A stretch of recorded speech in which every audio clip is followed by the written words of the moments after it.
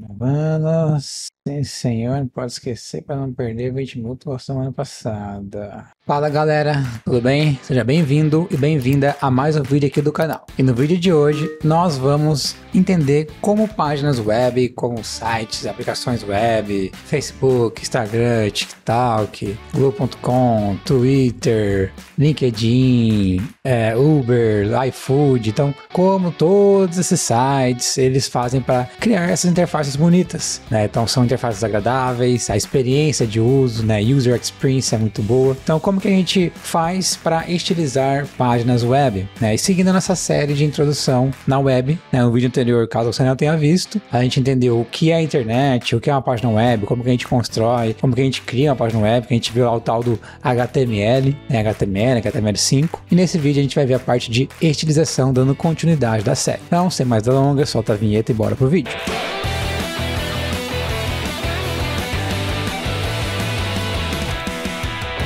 Como de costume, vamos abrir aqui o navegador. Deixa eu pegar ele aqui na minha outra tela. Vamos jogar no meio. Deixa eu olhar na ABS. Maravilha, então. No vídeo anterior, a gente usou bastante o site da Globo como exemplo, né? Então, se você assistiu o vídeo anterior, você viu que a nossa página, ela ficou sem estilo nenhum. A gente teve aquele estilo padrão do navegador, né? A gente viu lá que os navegadores, eles colocam estilos padrões para cada elemento, para cada tag do HTML. Então, o H1 ele vai ficar maior, o bold fica negrito, o strong fica negrito, o H2, H3 fica menor, o parágrafo, o small fica aquele texto pequenininho, o LI com o L é uma lista com bullet points. Então a gente viu tabela, formulário, aquele agrupamento de campo que é o field set. A gente viu várias coisas, mas como que a gente faz para personalizar isso? Então, seria muito feio, seria muito ruim se a gente utilizasse o padrão da web, né? Então, nos primórdios da web, então se a gente colocar aqui no Google, por exemplo, first web page internet, vamos ver se a gente consegue achar uma imagem aqui, ó. Eu acho que é esse aqui mesmo. Então, se eu não me engano, esse aqui foi a primeira página web, foi o primeiro site, primeira página web. Olha pra você ver. Então, tem lá o azulzinho, que é um link, é tudo estilo padrão, né? Provavelmente aqui vai ter um parágrafo, para cada texto ali são parágrafos. O que tem um underline embaixo, ele é links. E o World Wide Web, provavelmente, deve ser um H1, né? Que é um estilo de texto maior, mais destacado, com um peso na fonte, uma cor da fonte maior. Mas como que a gente faz para personalizar isso, né? Porque imagina se até hoje fosse dessa forma, seria muito ruim, né? Então, a gente vê o site da Globo, o site da Netflix.com. Então, por exemplo, Netflix, olha para vocês verem, ó, tem essa imagem, é bonitão, tem esse campo, tem esses efeitos, ó, quando a gente entra no campo, o e-mail address, deixa eu dar um zoom aqui, ó. Então, ó, eu vou sair do campo. Quando eu entrar no campo, o e-mail address ele rola ali para cima, diminui e fica um destaque no campo. Tem todas essas animações, tem essas divisões. Então, tem esses componentes. A gente clica aqui, ele vai abrir. Se a gente clica, ele vai fechar. Aí, o ícone que troca de mais para xzinho, para fechar. É bem diferente, né? Talvez iFood.com, vamos ver como que é o site do iFood. Não é iFood.com, iFood.com.br. Então, ó, o iFood, para vocês verem, já é um site bem mais bonito também. Olha, tem essas bordas redondas, esses botões aqui diferentes. Então, como a gente pode ver, são sites totalmente diferentes do que a gente fez. Como que a gente faz para estilizar isso, né? Para estilizar páginas web, a gente utiliza uma linguagem que a gente chama de... Aí aqui, algumas pessoas vão falar que é linguagem, outras pessoas vão falar que não, mas eu vou definir como linguagem. Então a gente utiliza a linguagem CSS. E aí, se vocês pegar por que algumas pessoas falam que não é linguagem? Porque para uma linguagem ser uma linguagem, tem uns requisitos, tem uns critérios lá, né? E o CSS, ele não atende um ou alguns critérios. Então, por isso que algumas pessoas falam que não são, mas eu vou definir que é e pronto. Não tem certo e errado. É a minha opinião. Então, a gente utiliza a linguagem CSS. Então, CSS Language. O que é o CSS? Então, o CSS é a linguagem que nós usamos para estilizar um documento HTML. Opa, a gente já sabe como criar um documento HTML, a gente já sabe o que é um documento HTML, a gente já sabe o que é HTML. Então, é para estilizá-lo. Parece que é o que a gente precisa. Então, o CSS descreve como os elementos HTML devem ser visualizáveis, devem ser mostrados na página, como eles devem aparecer na página. E esse tutorial vai ensinar você CSS do básico ao avançado. Então, já que a gente vai entrar nesses detalhes aqui. Mas, começando do começo, vamos pegar aqui no Git, do GitHub, o CSS, o HTML que a gente fez na outra aula. Deixa eu dar um RAW aqui, ó. Vou pegar, vou dar um Ctrl C. Não, melhor, eu vou abrir o meu terminal. Deixa eu abrir aqui o terminal, o Hyper, que a gente vai ter que criar um projeto novo. Vamos jogar aqui no meio.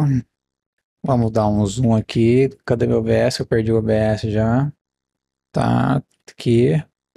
CD Workspace, vídeos, mkdir, vídeo, introdução, CSS. E a gente vai abrir isso aqui lá no VS Code. Vamos resetar o zoom para mim não esquecer. E eu vou pegar o VS Code e vou jogar aqui, ó. Então centraliza.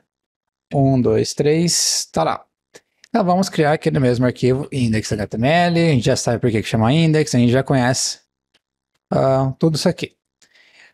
Agora vamos pegar isso aqui, vamos segurar, arrastar aqui no navegador para a gente abrir. E não conseguimos. Então vamos vir aqui, ó, botão direito, Review in Finder, clica, segura e arrasta aqui no navegador.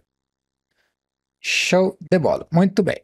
Vamos fechar aqui o Explorer, vamos dar um zoom aqui, 1, 2, 150, 150 ficou bom.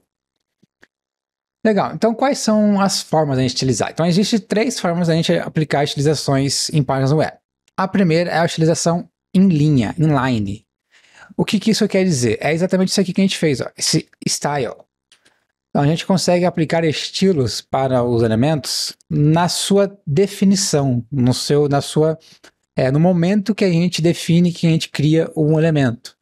Então, por exemplo, vamos pegar o título grandão aqui, ó. A gente quiser trocar a cor dele, ó, style, color, 2 pontos, red, ponto e vírgula. Calma aqui, mais para frente a gente já vai entender o color, 2 pontos, red, ponto e vírgula, então fique tranquilo e fique tranquila, a gente já vai entender.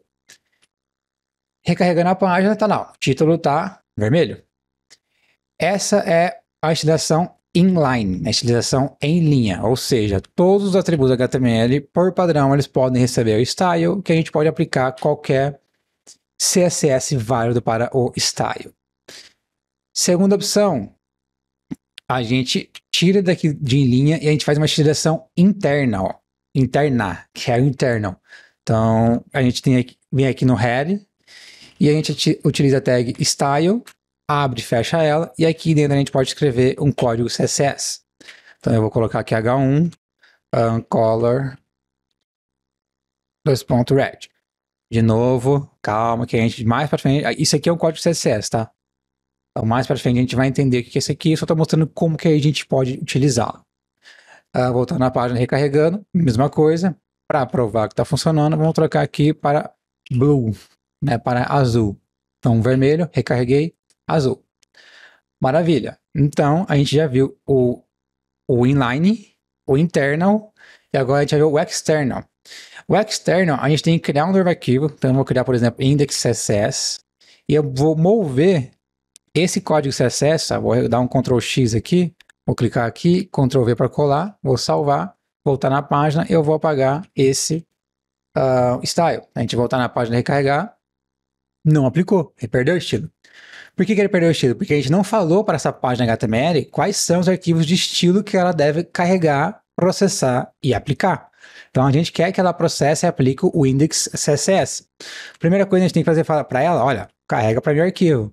Então a gente utiliza essa tag, esse elemento link, e aí aqui na href a gente vai passar ali o caminho para a gente chegar no arquivo que a gente quer carregar. A gente quer carregar o index.css. Tá. Se a gente salvar, voltar na página e recarregar, funcionou. Mas, por padrão, né, às vezes vai ser muito complicado qual que é o caminho base que o navegador HTML vai utilizar para buscar esse arquivo. Então é uma boa prática, é uma recomendação muito forte, é um padrão que a gente segue muito, a gente colocar um ponto barra index.cs. O que isso quer dizer? Esse ponto aqui, ó, que a gente colocou, ele está falando, ó, a partir da pasta que está o meu arquivo HTML, ou seja, aonde está o arquivo HTML que a gente colocou o ponto? Ele está na pasta vídeo introdução CSS.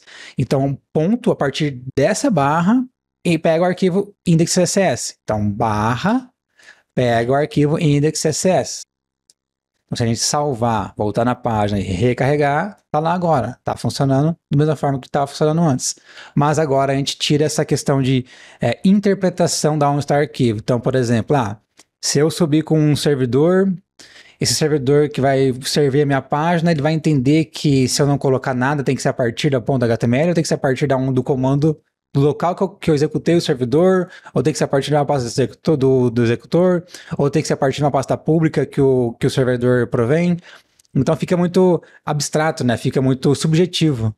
Então quando a gente coloca esse ponto barra, a gente está falando, olha, como que você vai interpretar o caminho? Você vai interpretar o caminho de forma relativa, ou seja, a partir da minha pasta, a partir da onde eu estou, você vai pegar o arquivo index.cs.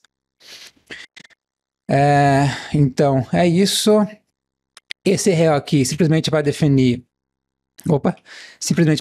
que é uma folha de estilo, né? Porque eu não acabei comentando, mas o que é CSS, né? Então, CSS stands for. O que é CSS não, né? CSS. O que é CSS? Qual que é a abreviação, né? Então é isso aqui, ó. Cascading Style Sheets. Então, basicamente, uma folha de estilo em cascata. Por isso que a gente tem Style Sheet aqui. Legal. Então, agora a gente pode, de fato, começar a trabalhar com CSS. Voltando aqui no arquivo, o que é isso aqui que a gente escreveu? Então, H1, esse espaço aqui é obrigatório, não é? Olha lá, vamos colocar tudo numa linha, tudo junto, sem espaço, vou salvar, voltar na página e recarregar, tudo ainda funciona. Então, o que é tudo isso aqui, né? Então, deixa eu formatar aqui. O que é como que a gente começa a utilizar o CSS, né? O que a gente faz, como que a gente estiliza, qual que é a sintaxe, as marcações, as definições, as funcionalidades, as palavras-chave. O CSS, ele é composto de seletores. Então, a primeira coisa é, a gente tem que definir seletores. O que são seletores? Os seletores são uma forma de a gente descrever para o CSS quais elementos ele tem que aplicar a estilização, né? Quais elementos que ele tem que aplicar um bloco de estilização, né? Dados elementos e dado condições também, tá? Então, por que eu tô falando isso, né? Porque o H1, o que esse H1 faz? Esse H1 é um seletor de tag. Então, qualquer tag HTML válida que a gente definir aqui, ele vai ser um seletor de tag. Então, a gente está buscando todos os H1 da página. Se a gente quiser buscar todos os parágrafos, qual que é a tag do parágrafo? Se a gente voltar aqui, ó, tem algum parágrafo que a gente definiu? A gente não definiu nenhum parágrafo, não é possível. Não definimos nenhum parágrafo. Então, vamos definir um parágrafo aqui, aqui no meu título, ó. Então, introdução na web com HTML e CSS. Vamos salvar. Só que eu tenho que colocar mais de um, né? Então, Matheus Castiglione.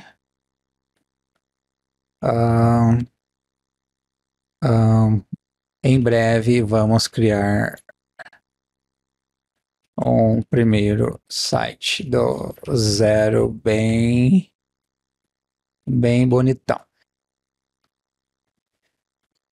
Então tá lá, salvando, voltando à página e recarregando, temos lá o nosso parágrafo. Nossos 3 parágrafos, na verdade. Para a gente aplicar o estilo, então vamos lá. Qual que é a tag do parágrafo? É uma tag P. Então a gente vai utilizar o seletor de tag. Tag P. Abre e fecha chaves. Esse espacinho aqui, ele é opcional, tá, gente? Mas normalmente a gente coloca por questões de visualização. Fica mais elegante a gente visualizar, fica mais fancy a gente dar uma visualizada. E aí aqui, esse abrir e fechar chave está definindo um bloco de estilização. Ou seja, tudo que a gente colocar dentro desse bloco vai se aplicar para esse seletor, dado as suas condições. Ou seja, somente os H1s da página vão ter a cor blue. Somente os estilos que a gente colocar aqui vão se aplicar, somente os parágrafos terão os estilos que a gente colocar aqui. Então, por exemplo, para trocar a cor, color red, salvando, voltando na página e recarregando, tá lá, todos os parágrafos ficaram agora com a cor em vermelho. O que mais que a gente pode fazer? A gente pode fazer muita coisa, gente. Muita coisa. O CSS está cada vez evoluindo mais. Então, esse ano, por exemplo, o CSS ele lançou várias novas funcionalidades. Então, subgrid, container query, novos seletores, que é o where, o has, para a gente conseguir fazer seletores de o filho selecionar e mudar o estilo do pai. Então, assim, tem várias coisas que a gente consegue fazer.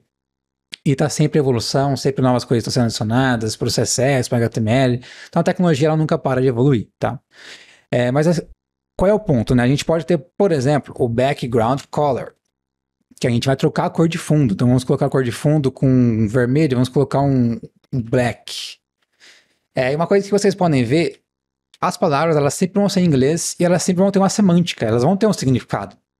Ou seja, eu quero trocar a cor de fundo, background color. Eu quero trocar um espaçamento, margem. Eu quero trocar o tamanho da fonte, font size.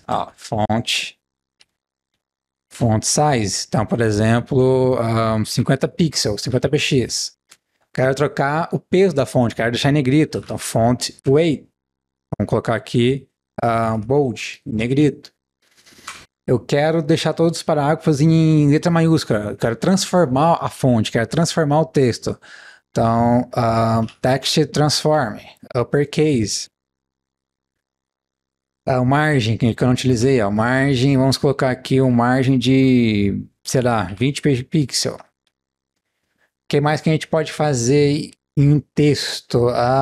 Parágrafo, o tamanho, a largura do parágrafo. Então, width, vamos colocar aqui 50%, então ocupa metade da página. Vamos salvar, voltar lá e recarregar. Então tá lá, ó. Tudo que a gente aplicou tá aqui. Introdução na web, Antes Castiglione, em breve. Então a gente pode ver que a gente conseguiu aplicar. Além disso, quais são os outros seletores básicos que a gente tem, né? Então a gente tem também, por exemplo, seletor por class e por ID. A gente viu lá no vídeo que a gente colocou esse class e esse ID. Então, se a gente vier aqui, como que a gente aplica seletor de classe? A gente coloca ponto, o nome da classe. Então, qual que é o nome da classe aqui, ó? Então, é o minha classe. Ponto, minha, traço, classe, abre chave, fecha chave. Mesma coisa. Então, vamos colocar aqui um background color de blue. Salvando, voltando na página, recarregando. Olha lá, o nosso header tá azulzão. E agora, o que a gente pode fazer para aplicar um seletor de estilo? No seletor de estilo não, seletor de ID. A gente utiliza um hashtag e o nome, o valor do ID, na verdade. Então, meu traço título. Meu traço título. Abre chave, fecha chave. E vamos colocar aqui, ó, background color. Vamos pôr aqui um aqua. Salvando, voltando e recarregando. Subindo lá em cima, mudou o aqua. Isso aqui é algo bem legal que aconteceu, tá? Então, o que aconteceu aqui? A gente aplicou a mesma propriedade para o mesmo elemento. Então, tanto o nosso header, que tem a classe, minha classe, e o meu título, é meu título mesmo, tá no header? É meu título. Não tem nada a ver meu título no header, mas tudo bem. Só que ele ficou com a aqua. Por que aconteceu isso?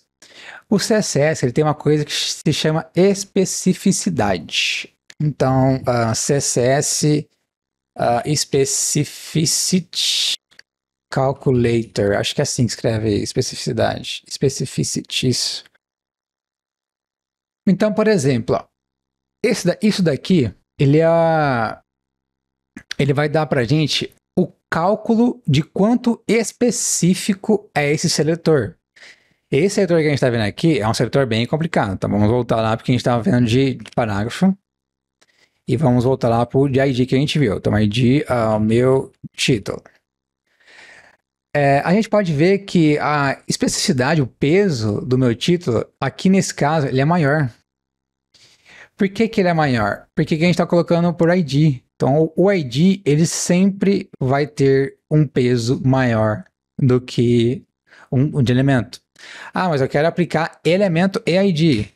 Então, a gente consegue. Eu quero aplicar elemento, ID e classe. Então, minha classe. A gente consegue aplicar os três. Então, agora ele ficou com uma especificidade maior. E o JavaScript não, o navegador, ele vai aplicar. O estilo final vai ser aplicado com o seletor que tem a maior especificidade. Se os estilos se conflitam. Ou seja, se eles são os mesmos estilos, a gente está definindo a mesma utilização em dois seletores diferentes para o mesmo elemento, o que o navegador vai fazer? Fala, opa, esse elemento aqui, eu encontrei dois seletores para ele. Qual que eu vou aplicar? Qual que vai ser o final? Vai ser o mais específico. Vai ser o que tem o maior peso. Nesse caso, o que tem o maior peso é o por ID. Ah, mas eu quero que a minha classe tenha maior peso. Eu quero que ele seja sempre aplicado. A gente pode fazer um tal do important aqui. Então, isso aqui, independente de seletor, independente de qualquer coisa, ele vai ser aplicado. A não ser que a gente venha aqui e coloque o import aqui também. Aí, como esse seletor tem mais peso e também tem important, aí esse segundo aqui vai ser aplicado. Isso aqui, com a prática, no dia a dia, trabalhando, programando, criando estilo, vocês vão se acostumando. No começo é bem chatinho, é bem complicado, mas, de novo, assim como a gente viu no HTML, com a prática as coisas ficam mais naturais, as coisas ficam menos complicadas, elas ficam mais entendíveis, faz mais sentido com o tempo. Então vamos voltar aqui. Porém, se a gente tivesse, por exemplo, minha classe, agora o peso dos dois seletores é o mesmo. O que vai acontecer? Vou voltar na página e recarregar.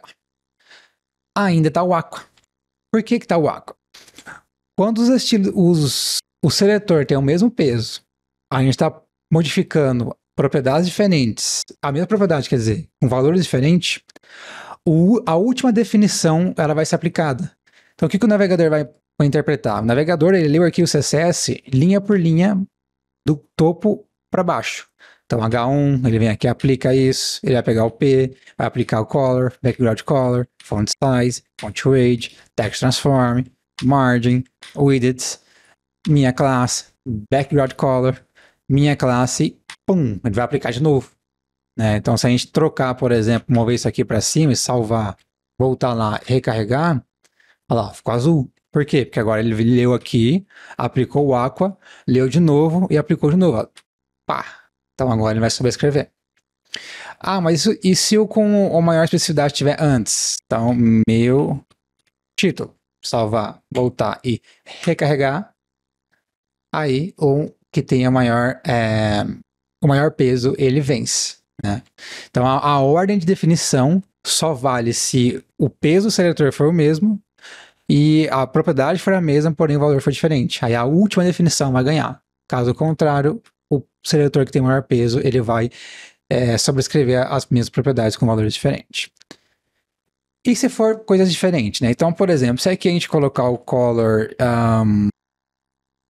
black e aqui outra coisa, o que ele vai fazer?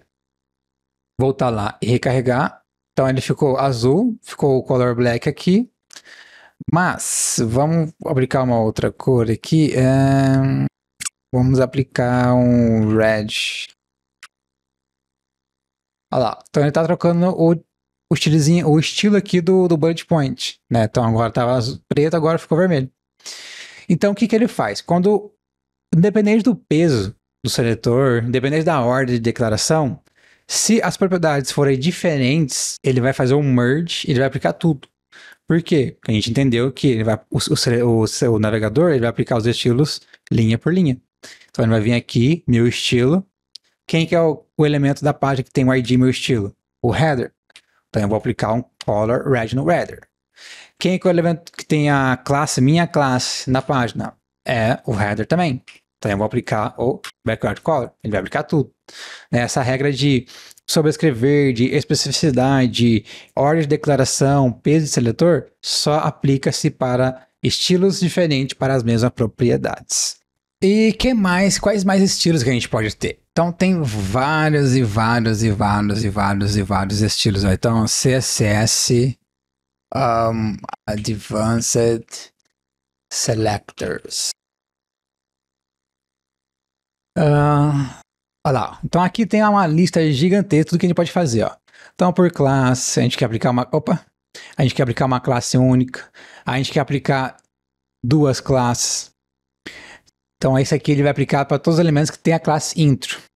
Esse aqui ele vai aplicar para todos os elementos que tem a classe name1 e a classe name2. Se tem só uma, ele não aplica.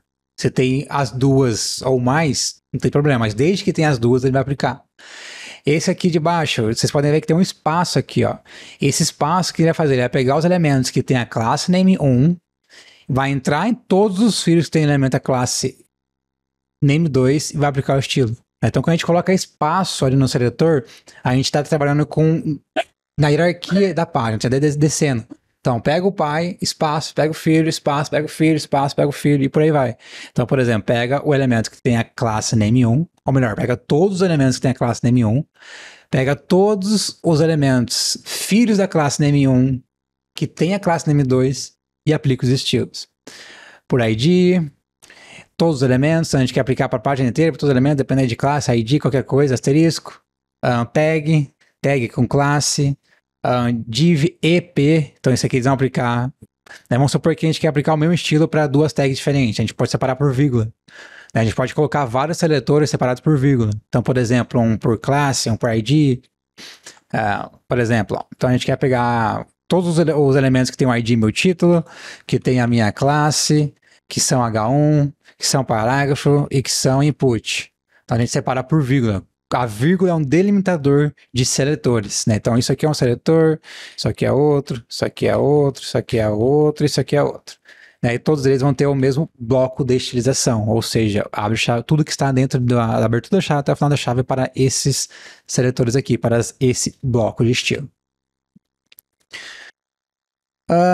Aí depois tem aqui o que a gente falou, ó, filho P, então pega todos os parágrafos que são filho de div, pega todos os parágrafos que são filhos direto de div. Por quê? Porque às vezes pode ser que tenha uma div e um parágrafo. Mas pode ser que tenha a div e o parágrafo.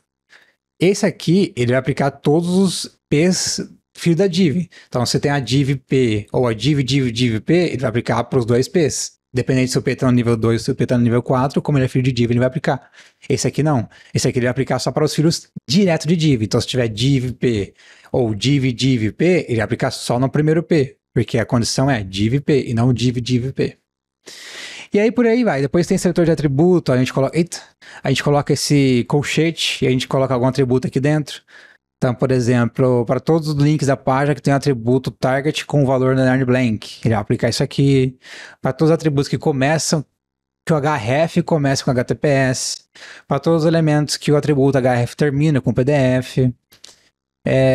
Aí tem pseudo-elemento, então ativo, né, os links que estão ativos, os inputs que estão desabilitados. O primeiro parágrafo, por exemplo, a primeira letra do primeiro parágrafo, a primeira linha do parágrafo. O input, quando a gente focar no input, na Netflix a gente viu, né, que a gente entrava no input, tinha aquela transiçãozinha do e-mail e ele ficava com aquela bordinha branca. Então é o dos pontos focus. E aí tem vários estilos. Então eu vou deixar aqui na descrição para vocês darem uma olhadinha como lição de casa depois. Legal. Então agora o que a gente vai falar? A gente viu que todo navegador ele vai aplicar os estilos padrões para as suas tags. Né? Então o Google Chrome, por exemplo, vai falar que o H1 é vermelho. O Brave vai falar que o H1 é azul. O Firefox vai falar que o H1 é verde. O Safari vai falar que o H1 é preto. Como que a gente lida com isso? Existe uma coisa chamada Reset CSS. Então os dois mais famosos é o Reset CSS do... Deixa eu ver aqui na colinha, no Meyer e o Normalize CSS. Tinha um terceiro que eu não lembro agora o nome. Ok, ó. Então isso aqui é um Reset CSS do Meyer. Eu não gosto muito do Maier, eu já tive problemas utilizando o Maier. Problemas no sentido de ele não resetar coisas que ele deveria resetar. Tipo, passou em batido, passou em branco. E aí hoje em dia eu utilizo o Normalize, então nunca tive problema nenhum utilizando o Normalize. Então é esse blocão de código gigantesco. Ó. O que a gente faz? A gente sempre copia tudo isso aqui, a gente vai no site, cria lá o arquivo normalize.css, cola tudo aqui e salva. Aí a gente importa o Normalize. Então, Normalize, salva, volta na página e recarrega. Ó, vocês podem ver que ó, o espaçamento aqui da página já mudou. Então, algumas coisinhas aqui já mudou porque ele tirou esse espaçamento. Porque os espaçamentos eles são diferentes para navegadores, entre os navegadores. Então, tudo que é diferente, esse Normalize ele tira, ele zera, ele reseta. E aí, por que eu carreguei ele antes? Porque a ordem de importação também é importante. A gente não viu lá que o navegador ele vai ler e interpretar o CSS linha por linha? Só que ele também vai interpretar e processar os arquivos na ordem que a gente definir aqui.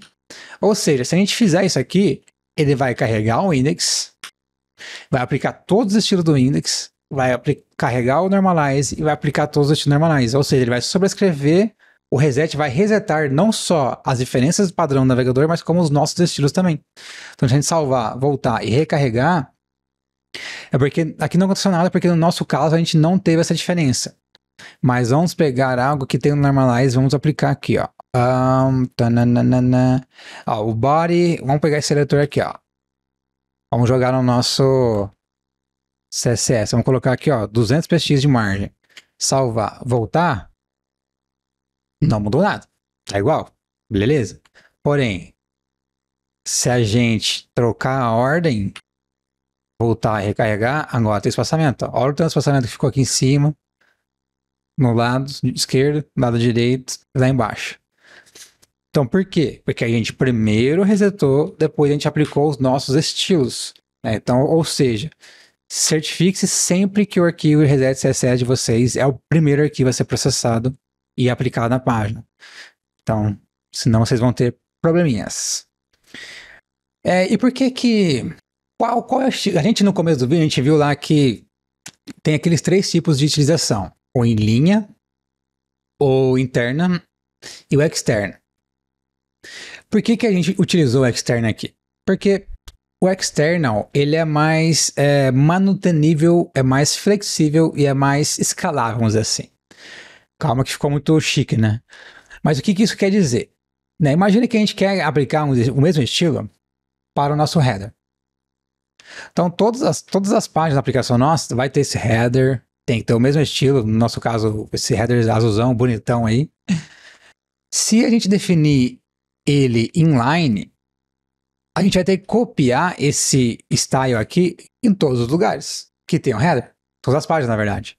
Então, se a gente tiver 1000 arquivos HTML aqui, então os 1000 arquivos HTML a gente vai ter que trocar aqui o style. Vai ter que trocar, não, vai ter que aplicar o style.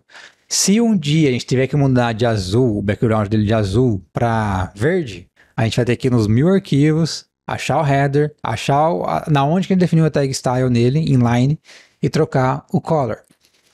Né? Então aqui pode ter várias coisas, então color, red, pode ter font, size, então tudo que a gente aplicou naquele bloco de estilização, a gente consegue aplicar aqui no inline. A única diferença é que a gente não tem o seletor. Por quê? Porque o bloco de utilização ele vai ser aplicado para o elemento que está tendo a tag style. Então a gente não precisa do seletor. Mas todo o resto que a gente viu lá no CSS é um CSS válido. Então não é escalável. E aí o que a galera pensou? Eu falei, pô, então eu vou criar aqui, porque às vezes pode ser que eu tenha uma página só, um header só, mas eu quero ter vários componentes iguais na página. Então, por exemplo, a gente quer, sei lá, o meu botão. Então, meu botão. Então, eu não vou colocar no botão, porque eu posso ter 30 botões na mesma página. Então, em vez de eu colocar um style nos 30 botões da página, eu vou aplicar um style para a página. Sucesso. Resolvi o problema. Se eu tiver que trocar o background do botão, eu vou lá no style da página e eu troco. Legal, mas ainda a gente ainda não resolveu o problema de ter que mudar os 1000 arquivos HTML. Porque se os 1000 arquivos HTML tiver pelo menos um botão com a classe meu botão, a gente vai ter que copiar esse código e colar em todos os arquivos HTML. Então ainda não é escalável. Então por isso que a gente faz quase sempre a escolha da utilização externa. Porque independente da quantidade de página, independente da quantidade de elementos na página, a gente só tem que carregar o arquivo na página. Né? Não, nada mais que isso. Então, se nessa página tiver 10.000 botão, com a classe meu botão, tá tudo bem. Se nos 10.000 arquivos tiver pelo menos um botão com a classe meu botão, tá tudo bem. A gente só vem aqui no arquivo index.css e a gente aplica lá o botão. A gente altera o estilo do botão e todas as páginas que importam esse arquivo, elas vão automaticamente ser atualizadas para aplicar esse estilo. O que mais que a gente pode falar? Então, por exemplo, como que vocês já viram alguns sites que vocês abrem no computador, né? Será na TV de vocês, no notebook, no computador, no celular. Então tem várias... O navegador hoje em dia não é algo exclusivo do computador, não é um software exclusivo. O navegador é um software, o navegador é um aplicativo para celular, o navegador é um aplicativo para Smart TVs. Então a gente consegue encontrar navegadores em vários lugares. E os navegadores, como a gente viu no vídeo anterior, eles conseguem carregar páginas web. Uma das coisas que eles conseguem fazer é carregar páginas web. E vocês já podem ter visto que às vezes você está lá no... Vamos pensar aqui no Facebook. E aí no computador ele tem um estilo, só que quando você vai no celular ele tem outro estilo. Como que a gente faz isso? Antigamente, nos primórdios, né, voltando bem atrás, a gente tinha duas versões diferentes. A gente tinha lá a versão do site para desktop, que são os computadores e notebooks, e a gente tinha a versão mobile, que é para tablets, iPads, celulares.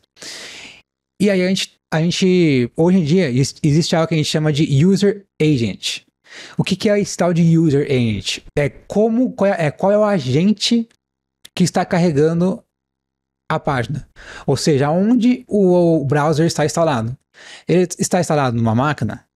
Ele está instalado no aplicativo? Ele está instalado numa TV? Eu não sei. Então a gente consegue detectar esse tipo de coisa. E aí com isso a gente conseguia fazer o redirecionamento do site para a versão desktop ou para a versão mobile. Então a gente tinha esses diferentes meios de conseguir fazer isso.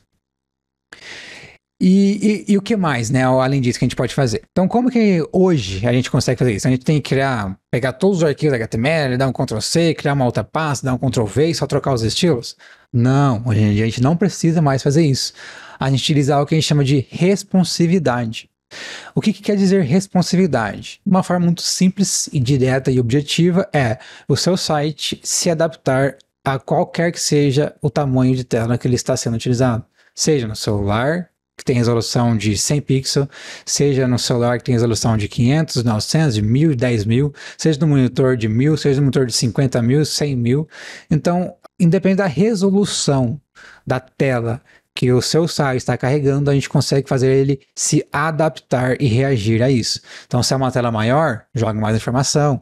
Se é uma tela menor, joga menos informação, coloca mais espaçamento, porque a gente tem o dedão nosso, que hoje em dia é muito grande. Se a gente colocar um botão junto do outro, a gente clica num botão, a gente vai clicar no outro, a gente clica no link, clica no outro, tá, aumenta o espaçamento. Então a gente consegue fazer tudo isso aplicando o tal da responsividade. E o que é esse tal de responsabilidade? Como é que a gente aplica isso? Basicamente é o que a gente chama de Media Queries. Então, aqui ó, Media Queries. Ó. Então, isso aqui é o que a gente utiliza para fazer a responsividade do site. Como que a gente utiliza Media Queries? O que a gente tem que fazer? A gente tem que colocar, por exemplo, o @media. Ó, o VS Code até completou aqui, ó, screen, and. E aqui a gente tem que colocar a condição para esse estilo ser aplicável. Normalmente elas vão ser duas. Ou elas vão ser mean width, e aí, por exemplo, 200 pixels. Ou ela vai ser max width. A gente já vai entender qual é a diferença, então calma lá. E aqui dentro a gente pode aplicar qualquer código CSS normal. Então a gente pode, por exemplo, trocar aqui o background, ó. Vamos colocar o background aqui laranja. Vamos voltar na página, recarregar. Opa, então tá lá, tá laranja. E aí, não sei se eu vou conseguir deixar ele menor que 200, vamos deixar, vamos tá. Não consegui deixar menor que 200, então vamos aumentar aqui 200 lá. Vamos colocar aqui então 700. Vamos salvar, voltar na página, recarregar. Ainda tá aplicando, então vamos diminuir aqui a página, tá diminuindo. Olha lá, agora tá azul. Por que que tá azul? Então, se a gente abrir aqui, existe uma coisa que a gente chama a ferramenta de console do navegador. Então, vocês vêm aqui nas opções do navegador, vocês vêm aqui More Tools, e vocês vão ter aqui, ó, Developer Tools. Se vocês estão no Windows, é só vocês apertar o F12. O F12 ele vai abrir essa ferramenta aqui. Deixa eu fechar o Grammarly aqui. Então, agora, com essa ferramenta aberta, quando a gente redimensionar o tamanho, a janela do browser, ali em cima no canto direito a gente vai conseguir ver a resolução, ó. Então, ó, 600, 600, 687, 691, deixa eu ver no OBS como que tá. No OBS talvez tá bem pequeno, gente, mas eu vou falando, ó. 697, 698, 699 e 700.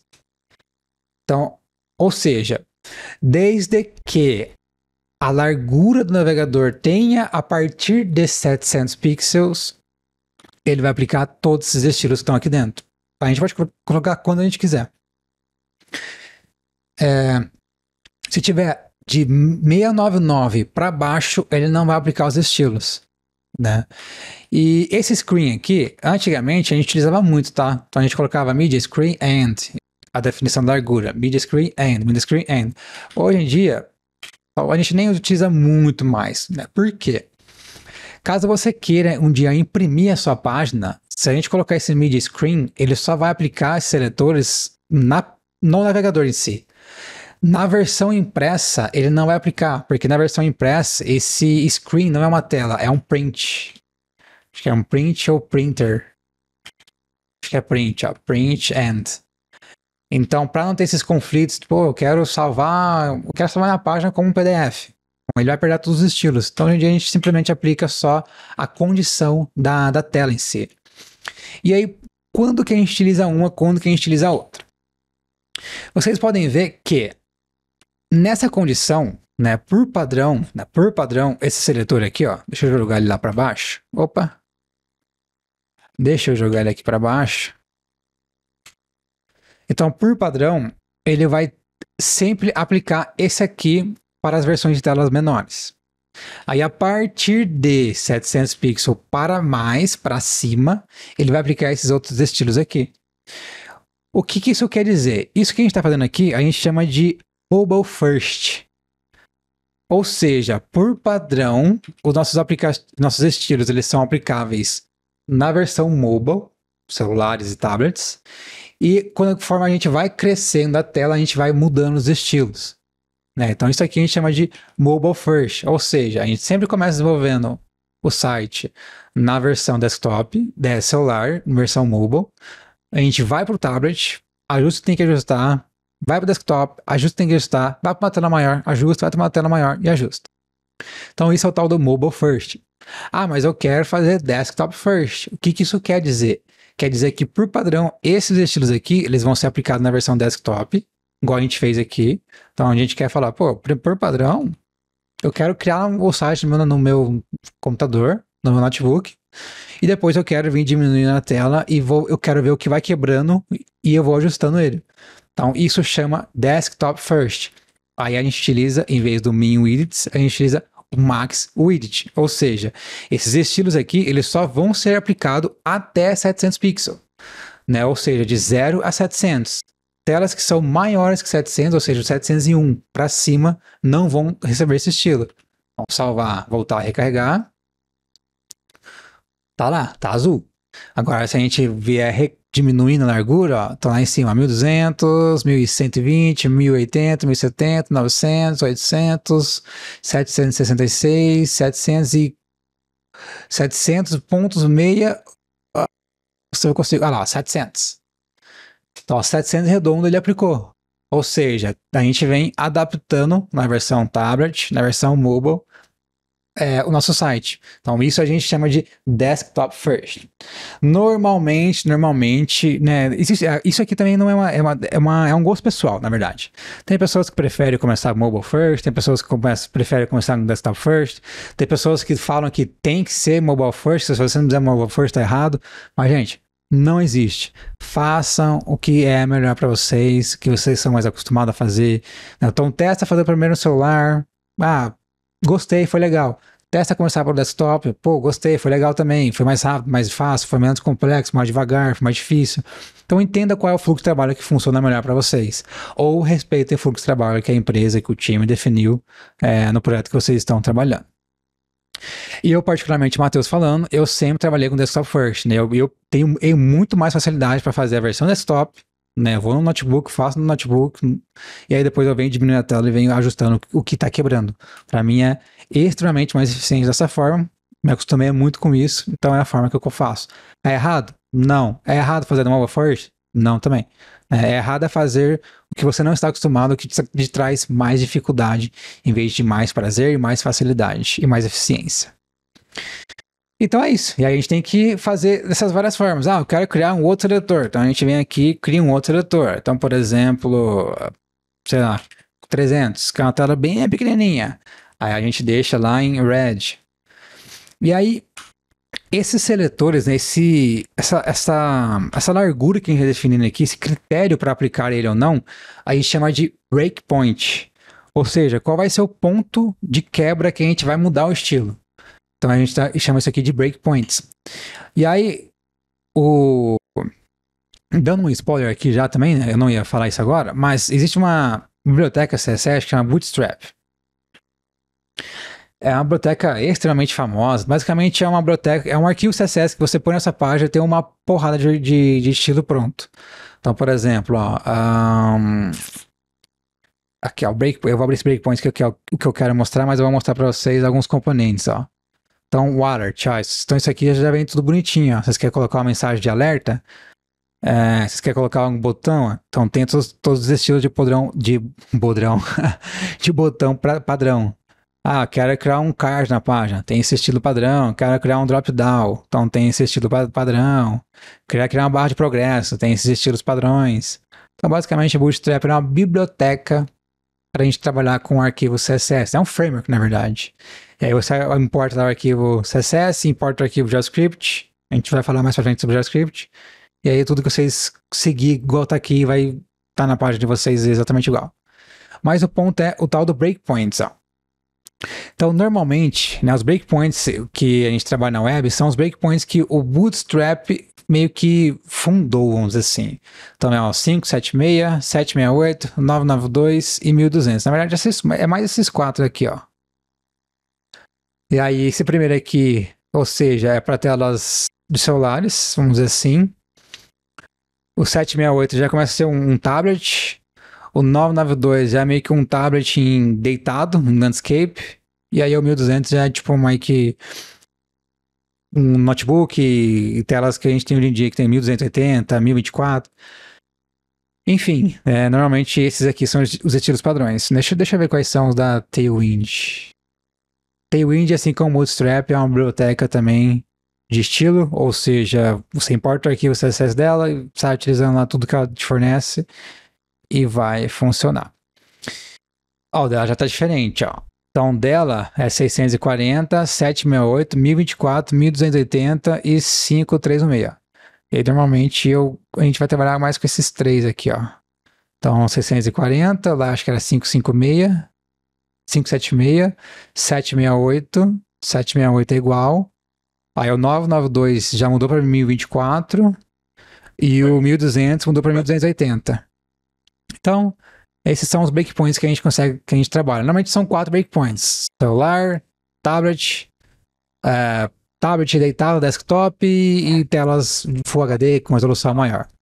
Então são esses estilos que a gente aplica. Além disso, por último, ainda falando sobre acessibilidade, a gente tem que entender as unidades de medida. Então a gente pode ver que aqui no margem a gente colocou pixel, font size a gente colocou pixel. Qual que é o problema de trabalhar com pixel? O pixel é uma medida exata, ou seja, independente se meu celular tem 100 pixels, 200 pixels, 300 pixels, 400 pixels, 500 pixels, 1000 pixels, sempre a fonte vai ser desse tamanho. Mas vamos supor que a largura, a gente quer que ela escala com o tamanho da tela. Ou seja, se a tela for menor, eu quero que você diminua. Se a tela for maior, eu quero que você aumente. Então vamos trocar aqui para pixel. Ó. Então, sei lá, 250px. Vamos salvar, voltar na página de carregar. Tá lá, ó. Nosso, o pretão aqui vermelho, que é o parágrafo. Então se a gente diminuir, ó, tá sempre o mesmo tamanho, ó, não muda. Porém, quando a gente trabalha com medidas relativas, medidas responsivas, elas automaticamente se adaptam com o tamanho da tela, ou com a largura da tela, ou com a altura da tela. Então, por exemplo, ó, porcentagem, voltando na página recarregando. Então, a gente colocou lá 250%, não, né? Vamos pôr aqui 50%. Então tá lá. Se a gente diminuir, ó, tá diminuindo, o preto tá diminuindo, ó. Diminuiu, quebrou o texto, ela diminuiu, quebrou o texto. Se a gente aumentar, ele vai se adaptar. Então a gente tem as unidades de medida fixas, exatas, e as relativas, que são as responsivas. Quais são as fixas? Normalmente vai ser o PT, PX, IN, CM e MM. Quais vão ser as relativas? Porcentagem, RM, EM, VH, VW, CH, Vmin, Vmax. Então, geralmente vão ser essas aqui. E agora tem umas, acho que tem algumas novas que foram introduzidas esse ano, né? Que eu não lembro mais certinho. Mas eu acho que tem mais umas 2, 3 novas que foram adicionadas. Então, na maioria das vezes, quando a gente quer trabalhar com estilos responsivos, né, ou seja, tudo que tem que ser responsivo, tudo tem que se adaptar conforme ou o tamanho, a largura da tela ou a altura, a gente tem que utilizar medidas relativas. Então, relativas. E caso não precise ser relativo, a gente utiliza as medidas exatas. Aí isso aqui são as unidades de medidas. Então, por exemplo, borda. O tamanho da borda, dificilmente a gente quer que ele mude conforme a altura ou a largura. Então, o tamanho de borda é muito comum de utilizar pixel. Agora, a largura de elemento, espaçamento de elemento, tamanho de fonte, normalmente a gente vai trabalhar com porcentagem, vai definir as dimensões das caixas. RM é muito comum para a gente trabalhar com o espaçamento, margem, padding, tamanho de fonte. E o EM também, mas seria mais esses aqui. E para esse vídeo é isso. Espero que você tenha gostado. Então, caso tenha gostado, deixa o seu like, vai lá no botãozinho, clica rapidinho, ajuda, é muito rápido, é muito simples e ajuda muito o canal, ajuda muito os vídeos aqui do canal. Se inscreva no canal, fique por dentro das novidades, por dentro dos novos vídeos que estão vindo. A gente fala de tudo um pouco, conteúdo iniciante, intermediário, avançado, pós-avançado, pós-avançado. A gente fala de web, mobile, desktop, toda a linguagem, a gente fala um pouco de tudo. Então se inscreva no canal, fique por dentro das novidades. Você ajuda também muito o canal, ajuda muito eu conseguir continuar trazendo vídeo para vocês. E deixe seu comentário, vamos trocar uma ideia, deixe seu comentário, o que vocês acharam, era isso que vocês esperavam, foi mais fácil, é mais complexo, é um monstro de 7 cabeças, então vamos trocar uma ideia, vamos interagir. E aí nos próximos vídeos a gente vai avançando um pouco nesse conteúdo. Então a gente vai começar a criar um site mais profissional do zero, com estilos mais bonitos, mais visuais. A gente vai montar uma arquitetura aqui mais próxima do que a gente utiliza profissionalmente falando, né? Então como que a gente faz para definir o nome de arquivo, quais são as pastas que a gente cria, como que a gente separa os arquivos, tipo, é um arquivo HTML só com tudo, é um arquivo index.cs com tudo, existe padrão para o seletor, existe padrão para classe, existe padrão para escrever uma página HTML. Então nesses dois vídeos a gente bem introdução, não vou avançar em muitos assuntos, então é para vocês entenderem HTML, entender CSS, ponto. Então nos próximos vídeos a gente vai avançando aos poucos.